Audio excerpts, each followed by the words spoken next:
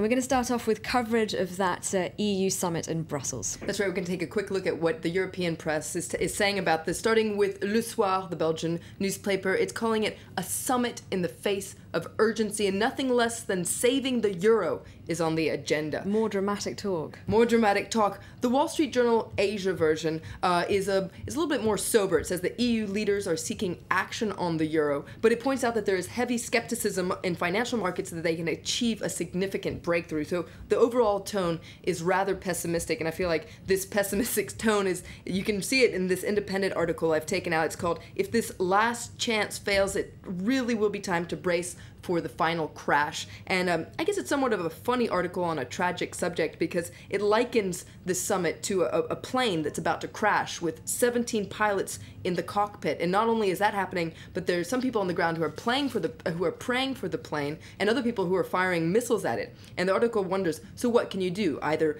A, rebuild the plane in midair, B, take avoiding action, C, bail out, or D, crash and burn. So the options on the table aren't all that exciting or positive, I guess you could say. And one of the pilots, one of the key players, of course, is Angela Merkel. And in the press, you've got varying accounts of how she's getting along with her fellow European leaders. That's right. La Repubblica in Italy is rather optimistic. They say that following her delicate meeting with François Hollande in Paris yesterday, they have a good understanding on growth. And there's a photo there of them smiling and shaking hands. And the article points out that they're on the same page concerning more European integration.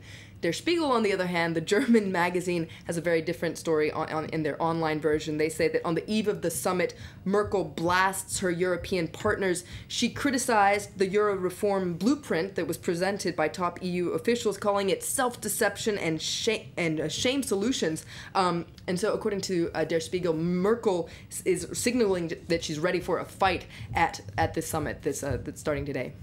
All right, we're going to move on to another story, and there are some new theories, ideas emerging over this plane crash, or this plane that was shot down, a Turkish plane, by Syria. Absolutely different accounts of exactly what happened. One account is that Syria downed the Turkish jet after mistaking it for an Israeli jet. Now, we're seeing this a lot in the Israeli press. For instance, in Haaretz, they say that they quote an interview that Syria's information minister gave to a Turkish TV channel, where he said that basically Turkish and Israeli fighter jets are mostly U.S. made, and that would explain why this mistake was made. But it's interesting to note that there are also questions emerging about the Turkish version of the downing, because a lot of experts are wondering if the Turkish plane was actually spying or testing Syria's defense. Now, this is an article in the International Herald Tribune that says that preliminary investigations suggest that there was a lot more to this aircraft's mission than just a routine training exercise. It says that there's still a lot of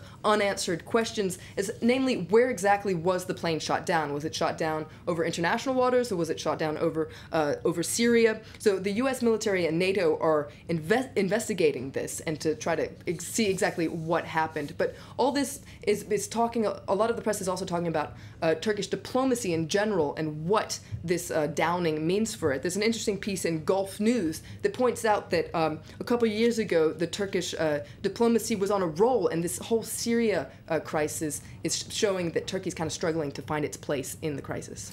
All right, and we're going to end with an historic handshake between the Queen and Martin McGuinness. That's right. The Irish Daily Mail is calling it the handshake of history. Now, this was yesterday. The Queen was on the final day of her 2-day visit to Northern Ireland, and she shook hands with the former IRA commander for the very first time in Belfast. Now, The Guardian has the same photo on their front page, and they're calling it the handshake of history as well. The Independent has a close-up of their hands, and it calls it healing hands, a miracle of reconciliation. And though it was a brief encounter, it was, according to all these papers, very symbolic. It was a simple and powerful gesture that was symbolic of the desire for peace at last. All right, thank you very much, Florence, for running us through the international newspapers. Still to come on Live from